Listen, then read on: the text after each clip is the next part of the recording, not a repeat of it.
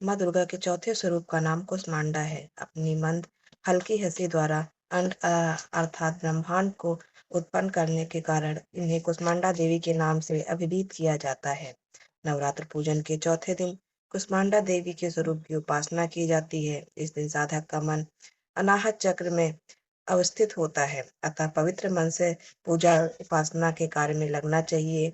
माँ की उपासना मनुष्य को सहज भाव से भवसागर से पार उतारने के लिए सर्वाधिक सुगम और श्रेयस्कर मार्ग है। माँ कुष्मांडा की उपासना मनुष्य को अधियों विधियों से सर्वथा विमुक्त करके उसे सुख समृद्धि और उन्नति की ओर ले जाने वाली है तथा अपनी लौकिक परलौकिक उन्नति चाहने वाले को इसकी उपासना में सदैव तत्पर रहना चाहिए। पांचवा अध्याय। ऋषि बोले, प्राचीन समय में शुंभ निशुंभ दोनों असुरों ने बल के मद में आकर इंद्र को त्रिलोकी का राज और यज्ञों के भाग छीन लिए। उन्हीं दोनों ने सूर्य, चंद्रमा, कुबेर और वरुण का अधिकार पा लिया। वायु एवं अग्नि का काम भी वे ही करने लगे। देवताओं को तो अपमानित, पराजित एवं राज्य भ्रष्ट करके स्वर्ग से निकाल दिया। जिनके अधिकार उन दोनों असुरों ने छीन लिए थे, वे सभी पराजित देवता अपराजिता देवी का स्मरण करने लगे कि उस देवी ने तो हमें वर दिया हुआ है कि आपत्ति काल में मेरा स्मरण करने पर तुम्हारे महान संकट तत्क्षण मैं दूर करूंगी। यही वरदान विचार कर पर्वतराज हिमालय के पास भी देवता पहुंचे। वहां भगवती की स्तुति करते हुए देवता बोले, देवी एवं महादेवी को नमस्कार हो, शिवा को सदा नमस्कार हो, प्रकृति भद्रा को नमस्कार हो। हम सनियम उस देवी भगवती को प्रणाम करते हैं। रुद्र रूपा को नमस्कार, नित्य रूपा गौरी एवं धात्री को नमो नमः हो। ज्योत्सना रूपिणी चंद्र स्वरूपा एवं सुखमयी को निरंतर नमो नमः। प्रणाम करने वाली को उन्नति करने वाली सिद्ध स्वरूपा को नमस्कार हो। दैत्यों की लक्ष्मी, राज्य लक्ष्मी, शिव शंकर पत्नी माता जी को नमो नमः हो। दुर्गा संकट के पार कराने वाली दुर्गा पारा सारा रूप सारा सर्व कारिणी ख्याति कृष्णा धूम्रा देवी को निरंतर नमस्कार हो। अत्यंत सुंदर एवं अत्यंत भयंकर रूप उस देवी को बार बार प्रणाम हो। जगत की प्रतिष्ठा रूपा कृति देवी को नमो नमः हो। जो देवी सभी प्राणियों में चेतना कही जाती है, उसे बारंबार नमस्कार है। जो देवी सभी प्राणियों में निद्रा रूप से कही जाती है, उसे नमस्कार, उसे बार बार नमस्कार है। जो देवी सभी जंतुओं में क्षुधा और छाया रूप में स्थित है, उसे नमस्कार, उसे बार बार नमस्कार है। जो देवी प्राणियों में क्षमा शक्ति तथा तृष्णा रूप में स्थित है, उसे नमस्कार हो, उसे नमस्कार हो, उसे बार बार नमस्कार हो। जो देवी सब प्राणियों में लज्जा, शांति और श्रद्धा रूप में स्थित है, उसे नमस्कार, उसे नमस्कार, उसे बार बार नमस्कार हो। जो देवी सभी प्राणियों में कांति रूप से स्थित है, उसे नमस्कार, उसे नमस्कार, उसे बार बार नमस्कार हो। जो देवी सभी प्राणियों में भ्रांति, कांति और जो लक्ष्मी रूप में स्थित है, उसे नमस्कार, उसे नमस्कार, उसे बार बार नमस्कार हो। जो देवी समस्त जीव मात्र के व्रति रूप में स्थित है, उसको नमस्कार, उसे नमस्कार, उसे बार बार नमस्कार हो। जो देवी समस्त जीव मात्र में स्मृति रूप में स्थित है, उसे नमस्कार, उसे नमस्कार, उसको बार बार नमस्कार हो। जो देवी समस्त जीव मात्र में सृष्टि रूप से स्थित है, उसको नमस्कार, उसको नमस्कार, उसको बार बार नमस्कार हो। जो देवी समस्त जीव मात्र में माता रूप में स्थित है, उसे नमस्कार, उसे नमस्कार, उसे बार बार नमस्कार हो। जो देवी समस्त जीव मात्र में भ्रांति रूप से स्थित है, उसे नमस्कार, उसे नमस्कार, उसे बार बार नमस्कार हो। जो देवी समस्त इंद्रियों तथा संपूर्ण जीव मात्र की अधिष्ठात्री है और समस्त जीव मात्र में निरंतर व्याप्त रहती है, उसे नमस्कार, उसे नमस्कार, उसे बार बार नमस्कार हो। जो देवी इस सारे जगत में व्याप्त होकर चैतन्य रूप में स्थित है, उसे नमस्कार है, उसे नमस्कार है, उसे बार बार नमस्कार है। प्राचीन काल में अपने मनोरथों की सिद्धि के लिए देवताओं ने जिस देवी की स्तुति की, इसी प्रकार कई दिनों तक सुरपति इंद्र जिनकी सेवा करते रहे, वह मंगलारूपी परमेश्वरी हमारा मंगल एवं कल्याण करे और हमारी आपत्तियां दूर करे। दुष्ट दैत्यों से संतापित हम संपूर्ण देवता जिस भगवती ईश्वरी को नमस्कार कर रहे हैं और भक्ति पूर्वक नम्रता से संपूर्ण मनुष्यों द्वारा स्मरण किए जाने पर उनकी विपत्तियों का नाश कर रहे हैं, वह हमारी भी सभी विपत्तियों को दूर करे। ऋषि बोले, हे राजन, सभी देवता जब इस प्रकार भक्ति की भगवती की स्तुति कर रहे थे, उस समय श्री गंगा जी के जल में स्नान करने के लिए श्री पार्वती जी आई। उस समय सुंदर भावों वाली पार्वती जी ने देवताओं से पूछा कि तुम लोग किसकी स्तुति कर रहे हो। जब उनके शरीर कोष से प्रकट होकर शिवा बोली, ये देवता तो शंभु दैत्य से सताए हुए एवं संग्राम में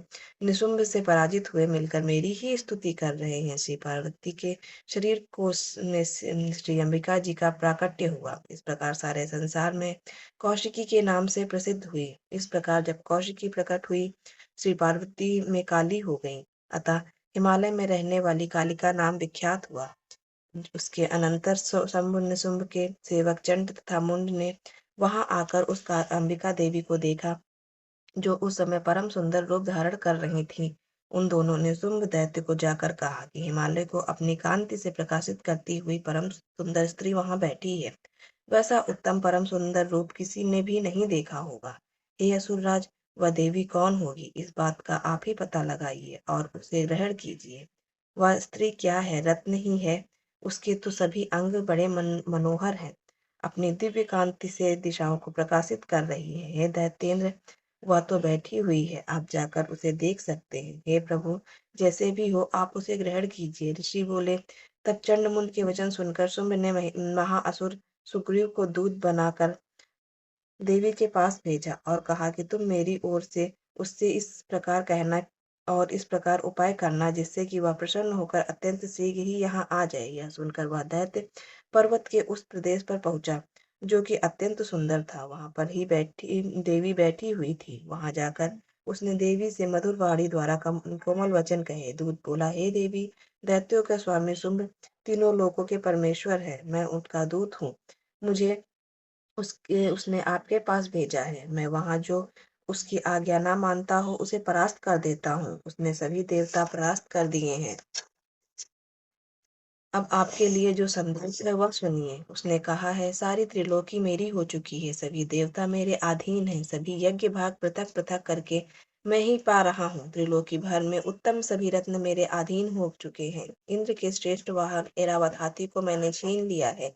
देवताओं ने क्षीर सिंधु से उत्पन्न उच्चैश्रवा नामक अश्वरत्न प्रणाम करके मुझे भेंट कर दिया है, तथा और भी जितने देव गंधर्व एवं नागों के पास रत्न रूप वस्तुएं थी, वे सभी सबकी सब ही सुंदरी मेरी हो चुकी हैं। हे देवी, अब हम तुमको स्त्रियों में रत्न मान रहे हैं। इस कारण अब आपको भी हमारे पास आ जाना चाहिए, क्योंकि हम तो रत्नों के भोक्ता हैं। अब तुम्हारी इच्छा है कि मुझे अथवा मेरे पराक्रमी भ्राता निशुंभ को, इन दोनों में से किसी को वर लो, क्योंकि तुम रत्न रूप हो। मेरे साथ विवाह कर लेने से तुम्हें अतुल ऐश्वर्य प्राप्त हो जाएगा। यह आपकी बुद्धि के द्वारा सोच लो, फिर मेरे साथ विवाह कर लो। ऋषि बोले।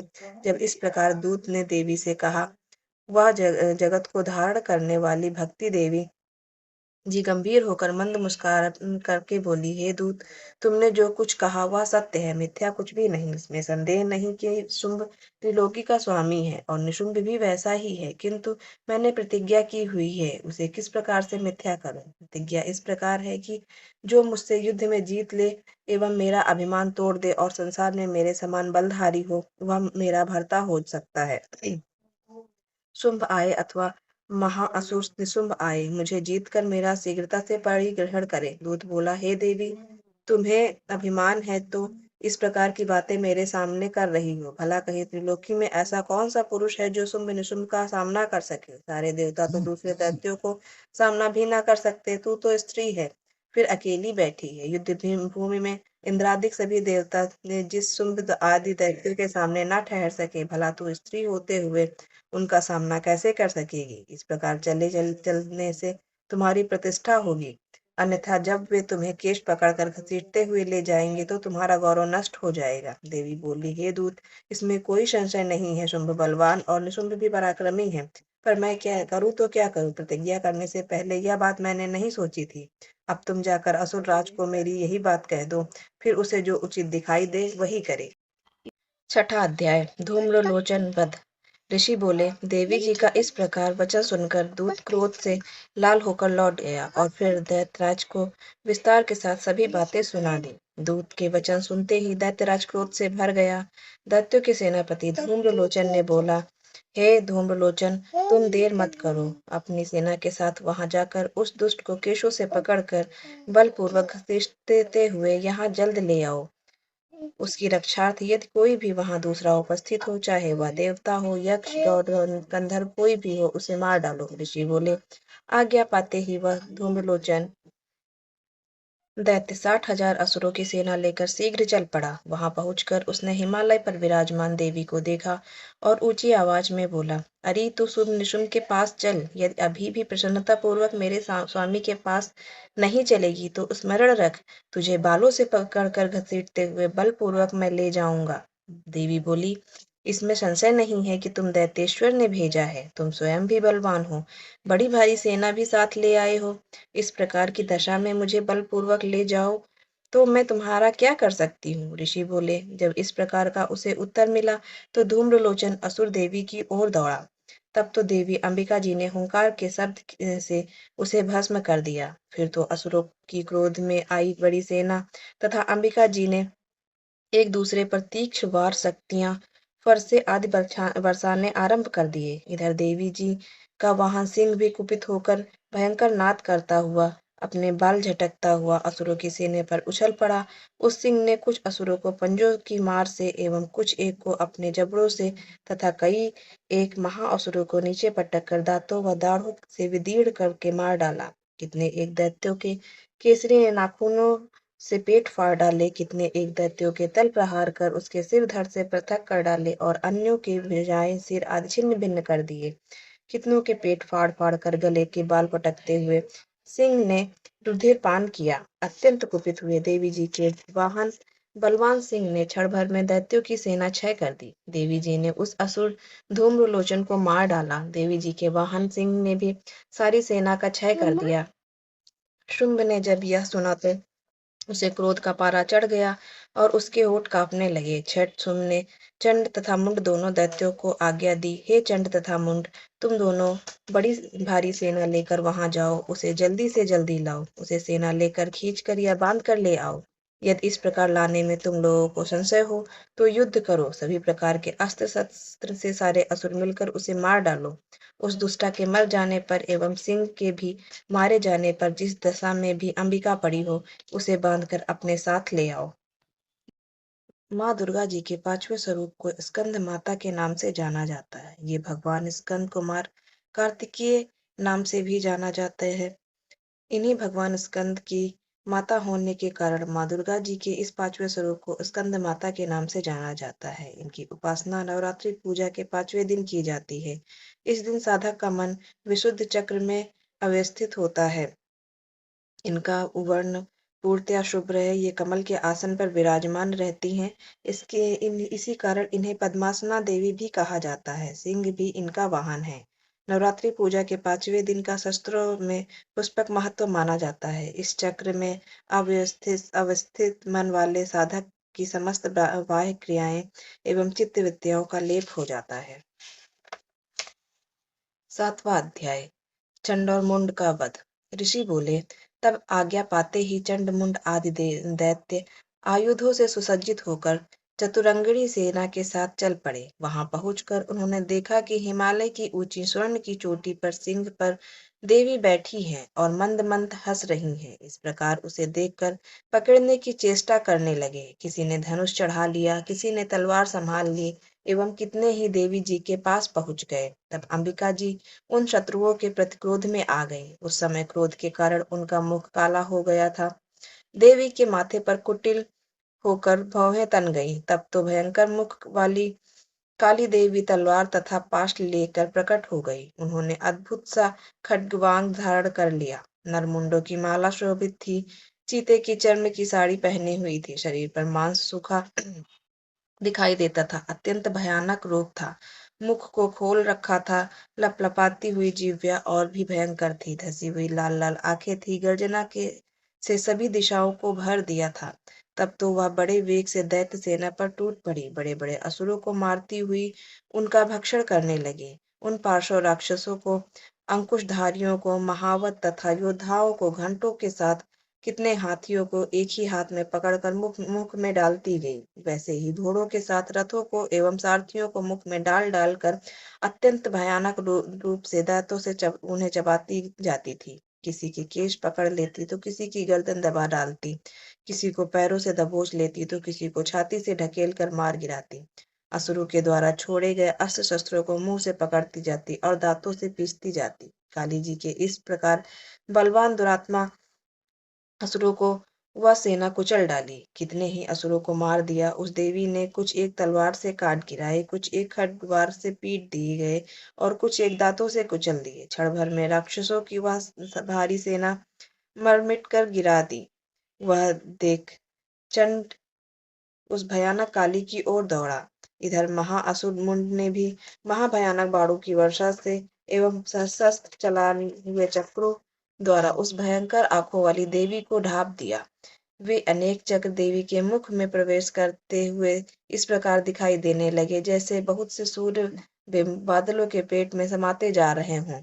तब तो जिनके भयंकर मुख के भीतर जिसका देख सकना भी कठिन था, ऐसे दांतों में प्रकाश की दमकती हुई अत्यंत क्रोध से आकर भयंकर गर्जना करती हुई वह काली भीषण अट्टहास करने लगी। तब हूं हूं करती हुई बड़ी तलवार लिए हुए देवी चंड पर कूद पड़ी। उसे बालों से पकड़कर उसी तलवार से झट चंड का सिर काट दिया। तब चंड को इस प्रकार मारा गया देखकर मुंड देवी की ओर दौड़ा। कुपित काली ने तलवार से मारकर पृथ्वी पर मुंड को भी गिरा दिया। महाबली मुंड को मरा हुआ देखकर और सेना का नाश देखकर शेष सेना भयभीत होकर इधर उधर भाग गई। अंततः काली जी ने चंड तथा मुंड के सिर हाथ में ले लिए। फिर भयंकर अट्टहास करती हुई चंडिका के पास पहुंचकर बोली, मैंने यह चंड और मुंड नामी महा पशु आपकी भेंट चढ़ा दिए हैं। अब तो शुंभ निशुंभ का आप स्वयं वध करना। ऋषि बोले। अपने सम्मुख लाए गए चंड मुंड महाअसुरों को देखकर कल्याणी चंडिका काली से ललित वचन बोली, हे देवी कालिके, क्योंकि तुम चंड मुंड को लेकर मेरे पास आई हो, इस कारण लोक में चामुंडा नाम से तुम्हारी ख्याति होगी। जय दुर्गे माता की।